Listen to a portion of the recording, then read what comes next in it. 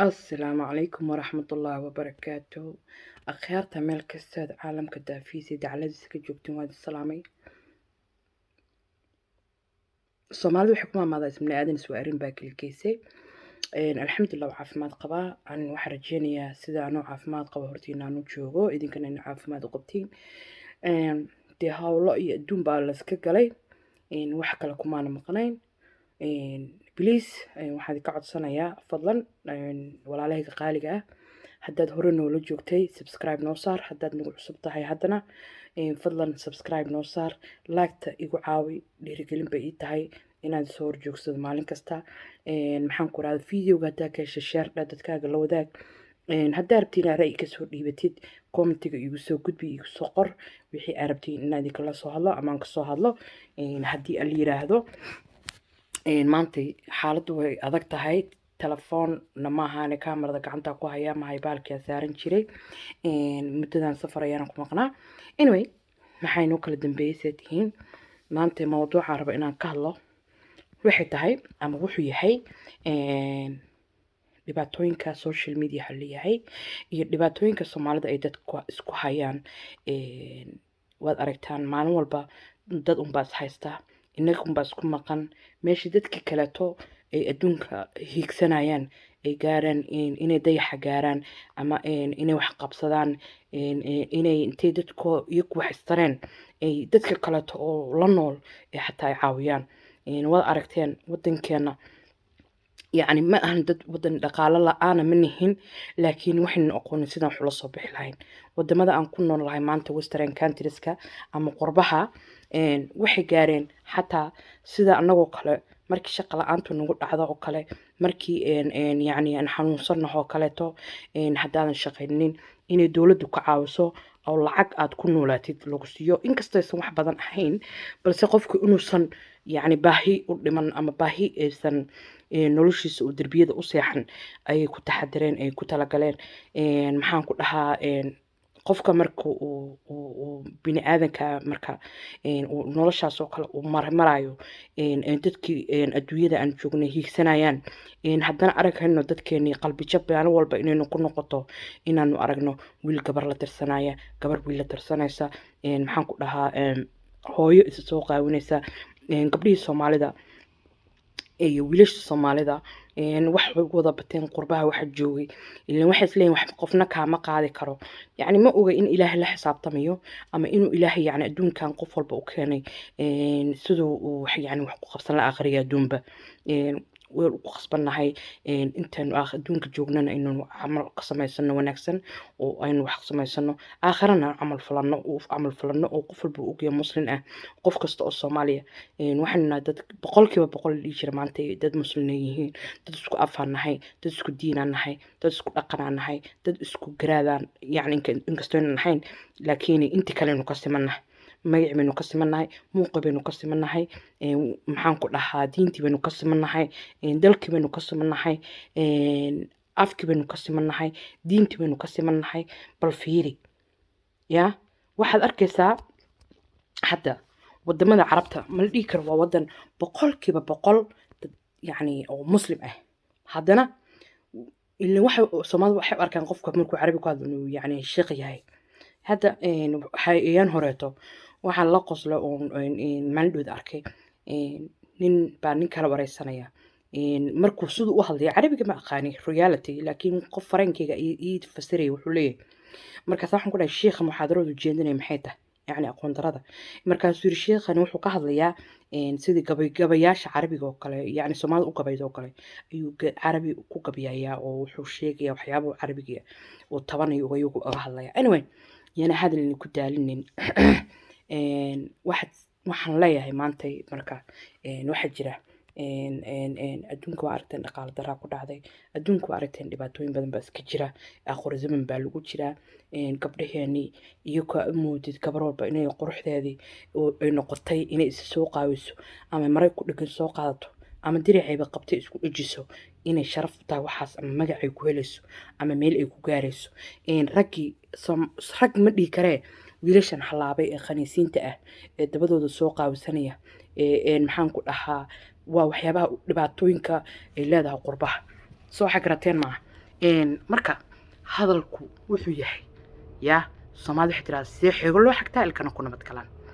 yaa sidee ayaan uga bixi karnaa arrimahan oo kaleeto sidee ayaanu dadkeena ku gaarsiin karnaa waxa wanaagsan inaan isfarno oo ka harno wax xumaanta oo isfarno wanaaga oo qofba qofka kala maanta fiiri marka ay aragtay arko walaashay gabar Soomaali ama wiil Soomaali ah oo horumar gaaray waa inaan dhoo maasha Allah tabaarakallah oo aan ku farxo qofka walaalkii horumarku gaaray maanta meeshuu hiigsanayo yacni waa qof magac iyo muuq igala siman soo xagarateen maaha marka laakiin haddaan dhaho see u gaari karaa ama gabadhaas see wax saas u noqon kartaa ama aan arko yacni gabar kaleeto oo u badxaysan tan kale isheeda ku cawriyeysa meeshii dhihilaad maasha Allah ilaahu anigana waad ii awoodaay sii yacni ilaahay lagama quusto waa la ducaystaa ilaah baa la baryaa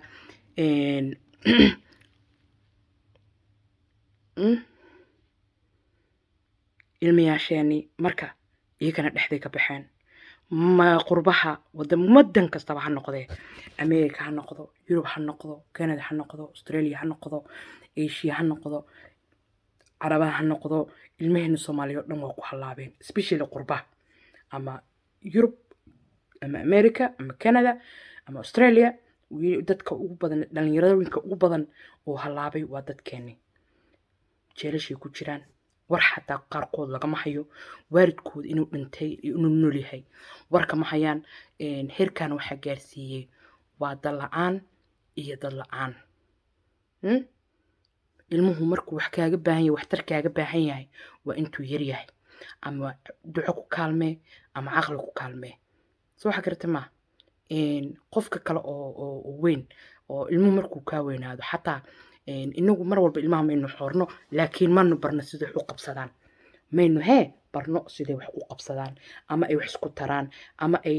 bari ka maalin haddii dhibaato ku timaado uu isku badbaadin lahaa ee noloshiisa meel uga soo saarsan lahaa gaaladu maxay sameeyaan ilmaha bayskii ka dhisaan hoos bay ka soo dhisaan ilmaha intuu yar yahay ayay waxay baraan guriga inuu ka shaqeeyo oo dollar la siiyo 2 la siiyo 3 la siiyo 5 maalin la siiyo 5 maalin 10 la siiyo asbuuc kale 20 ama 15 la siiyo iyo waxyaabaha noocaas laakiin inagu waxa laga yaabaa hooyadu Soomaalida ah inay ilmaha u soo gado PlayStation-ka ugu qaalisan ama Xbox-ka ugu qaalisan ama gamemka ama computer-ka ugu qaalisan laakiin wuxuu ku sameynayo iyo wuxuu ku qabanayo ma taqaano laakiin gaaladu maxay sameeyaan uma soo gadaan ilmaha waxyaabo way u gadaan qaarkood oo dadka lacagta la taajiriinta ah waxay dhaan isbadbaadiyo waxa doonto samayso ilmaha waalidkood mar walba ku xirnayno ilmaha shaqaalaha oo kale ilaaliso oo magaalo shaqo u aada ama wadan shaqo u aada 3 goor 10 goor 20 goor 30 goor sanadkii dad baa baxa bil kasta 2 goor baxa ama bil kasta 3 goor baxa ama bil kasta 4 goor baxa asbuuc kasta maalin baxa marka ilmahaas oo kale waalidiintooda lacagta haystaan waxay sameeyaan kaarar bay siiyaan ilmuhu wuxuu doono ku soo gadanayo marka ilmuhu hadduusan aqal lahayn wuxuu doono iska galayaa ama waxay gaarsiinaysaa lacagtaasi waxaas uu arkayo inuu daraag galo inuu ciyaal suuqnimo galo inuu khamri gato inuu maxaan ku dhahay naaga lacagtaas uu kula tunto iyo waxyaabo la mid ah ya marka kuweena Soomaalida guryaha noo jooga maxaan ku dhahay waxa arkaysaa yacni ilmo ma dhihi karo dad waaweyn oo 30 jir ah 20 jir ah 15 jir ah maxaan ku dhahay 18 jir ah 19 jir ah oo wali guriyuhu waalidkood jooga oo bariiska la cuna oo shaqaysan oo gabadha gurigeed joogta laleeyahay bal cunuga meesha kaas ku joog bal qolka ka soo fiiriyo ka soo hagaaji naahade bal shaaxuge quraacuge xataa sariirta cuntada loogu geynayo soo waxa garatma ma yaacay kibirka iyo doqonnimada oo dhan Soomaalida iyo ka u horseeday inay ilmahooda ama dadkooda ay ku sameeyaan laakiin haddii bariya 15 markuu gaaro ama 14 gaaro 15 waayo wadamadan 15 markuu inuu gaaro anigu waliba wadanka Australia ama New Zealand ayaan si fiican u aqaanaa 15 markuu gaaro shaqo waa geen kartaa gaarigu baranayaa sigaas dabiraya soo waxa garatma waxa weeye basic ilmaha hoosna waa looga soo dhis markaas maxaa la barayaa sidoo wax ku qabsan lahaa shaqo kale يعني shaqadaas uu gelayo maaha lacag fiican shaqo uu ka heliyo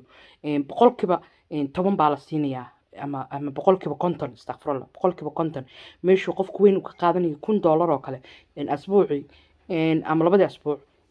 uu qaadanayo 2,000 oo kale ilmuhu wuxuu qofka dhalinyarada 5 ilaa 6 ilaa 18 laga gaarayo uu ka gaarayo يعني qaangaarada wadamada saas baa lagu gaaray 18 jir waxa la siiyaa lacag half price ah يعني boqolkiiba 50 labaatankiiba 30 waxa la siinaya 12 soo ma garan marka sidaas wax ku sameynsanaya sidaas ku save gareysanaya wuxuu gaaray inuu gaari soo gato wuxuu gaaray inuu wuxuu isagu markaas jecel yahay uu ka helo oo soo gato waxaan aragnaa ilmo waaridoontooda ay daraag iyo qashin intay galeen ee ilmuhu iyagu isbadbaadiyaan oo iyagu meel iska soo saaraan ee iyagu ay iska dhigaan dad wax yani wax qabad leh oo isku daya xataa waaridkood inay caawiyaan kuwa qaarkood gaalada ileen waaridku waa ka halaabay guriga hadduu fadhiyo ilmo yar oo kale la dhashna ay joogaan cid wax u qabanaysa ama cid wax u keenaysa ma lahan ilmahan xataa guriga jooga mid kale ma oga aabiisi ma yaqaano iyo meeshuu ka yimi iyo wuxuu ahaa ma fahamteen marka nolosha caynkaas oo kale ah ayay dadka qaarkood ay ku nool yihiin inaga naga sii daran qaarkood laakiin anagoo diin haysana oo dhaqan haysana haddana inaan halowno oo dad waaweyn xataa iyagoo ilmo lagu keeno dad waaweyn iyagoo ah qurbaha markay imaadeen iska dhigeen yani cid wax kaa qaban karta ma lahan dibadda joogtaa saa doonta u dhaqan adoo nin rag ah naag iska dhig adoo naag nin isku ekaysi maxaan ku dhahay dabada soo qaawiso naasaha soo duro futada soo duro waxyaabahaas oo kaleeto ruuxaasaan ka baxan war dhaqan xumadaan iska deyno war dad diilaan nahayn sidoo isku dhaanno aniga intaas waana iga tahay intaas tale iga tahay ma idin lihi anigu qof fiican baa ah qof wanaagsan baa ah bini aadan baa ah waa khaldami karaa waa xumaan karaa laakiin inta aan naftu igu jirto waxa isku dayaa si kasta oon wax ku qabsan karo ama si kasta oon dadkayga hadal iyo wanaag aan hadal ugu gaarsiin karo inaan ugu gaarsiiyo waa laga yaabaa inaa qaarkiin hadallada aan ku hadlayo xumaata u aragtiin waa laga yaabaa kuwa qaarkiin inaa igu raacdiin inaan waxa ka hadlayo wax jira tahay inaan waxaan ka hadlayo wax wanaagsan tahay kuwa qaarkiin waa laga yaabaa inaa si kale ii fahmaysiin laakiin aan waxaasoo dhan uma joojinayo dadkaaga haddaada wax gacan ka tari karin afkaaga ku tar afka haddaada ka tari karin u duceey soo xagaranta maaha u duceey dadkaaga u duceey waxay doonaan ha noqdeen ama mid dalka wax ka ah ha noqdo ama midan dalka waxbaa ka ahayn ha noqdo ama mid dibadaha ku halaabay ha noqdo yacni keligiis duceysta ha noqonin waa bakhayl qofka keligiis duceysta anigii inta islaam ilaahay hana wanaajiyo ilaahay toobada hana waafajiyo ilaahay taqwada hanagu hagaajiyo ilaahay maxaan ku dhaha xumaata hanaga reebo maxaan ku raadaaye aynu noqono dad isku tashto isku soo jeestay aynu noqono dad iska adag aynu noqono especially dadkeena qurbaha jooga waad ogtihiin waxaanu ku noolahay wadamo inaga aan u nahay role model yacni aad matalaysid diintaada matalaysid dalkaaga matalaysid markaad africa dhahday xagee africa lagu leeyahay يا أفريقيا كيما هذا مركز ترى هذه حاجة أفريقيا لقولي صومالي بعدها مركز هذه صومالي كيما هذا أوكي واحد متشي دينتي بعد متشي واحد قف إسلامه أما قف مسلم تهاي ودنكي واحد كتهاي الدنك دلك هذا أولاد هو أفريقيا وحكي ستا صومالي ما فهمتي ما أحن إنه قبيل دهايو فما أنت هذا حلقة اللي يقول له من اللي دهاي إنه رير قرع بهاي مسرر قصح بهاي رير جدي بهاي مسرر ورفع بهاي سو حكرتين معه waxa la leeyahay qof Soomaali ah ba halka waxa ku sameeyay wax magac kale ma lihi waxa kale oo soo raacay muxuu yahay qof Soomaali wadankan lagu keenay ilaa uma dhalan wadankan anigu yahay qof Soomaali qaxooti ah soo waxa kartay ma qof Soomaali oo qaxooti ah ilmahayga maxal dhahayaa hooyadiis baa qaxooti ahayd ama abiis baa qaxooti ah baa la leeyahay soo waxa kartay ma boon qaxooti family ah cunug ka dhashay baa la leeyahay markuu xalayo oo Soomaali ah ka soo jeeday soo xagarta ma marka bar heerkaas maskaxda iyo mentality-geenu taagan yahay ya inuu iska dayno inaan noqono dad user ah oo maalintii in qofka ku soo baahda kaliya inaan la caawiyo waa inuu inta ka horeysa inuu caawinaa oo af isku caawinaa oo adin isku caawinaa oo hadal isku caawinaa oo duco isku caawinaa ma ahan gacanta kaliya wax laga siinayo qofka ama wax laga tarayo gacan ina wax ka siisid ma aha wax tarku walaalayaal waxtarku wuxuu yahay waa inaynu isku tashanaa dad caqli noqonaa waa inaynu noqonaa dad maskax leh maalin kasta idin soo gala halkan waan ogahay dadkiina qaarkood inay isleedihiin gabadhan maxay ugu taagan tahay hadallada faamilada iyo hadallada soomaalida dibadaha jooga iyo hadallada dadka soomaalida qurba joogta iyo maxay ugu taagan tahay waa wax aan u baahan inaan ka hadalno nin walba facebooka ama youtube-ka ama live ha ka soo galo ama youtube-ka video ha soo geliyo muxuu ku mashquulsan yahay ya siduu bariis ku raadsan lahaa oo hadba wixii maanta soo dhacay uu uga hadli lahaa naag baa nin soo qaawiyey ama naag baa saas derbi gabar baa laga tuuray mid baa soo qaadanaya ka sheekeynaya maxaan ku dhahay nin naag baa isdagaalay mid baa ka sheekeynaya mid kala sii bomboonaya mid kala sii bomboonaya soo xagarta ma mid kale wuxuu ku maqan yahay dawladda baa waxay tiri mid kale wuxuu ku maqan yahay saan ka dhacday yaa u maqan marka dadka caadiga ahaa marka anigu waxa marka ku jira iyo dad kale oo qaarka anigu ma arkin badanaa wax ka hadla laakiin ilaahay ha soo wada baday dadka wanaagga jecel dadka inay la wadaagaan soo xagarata ma inaan u hadlo dadkayga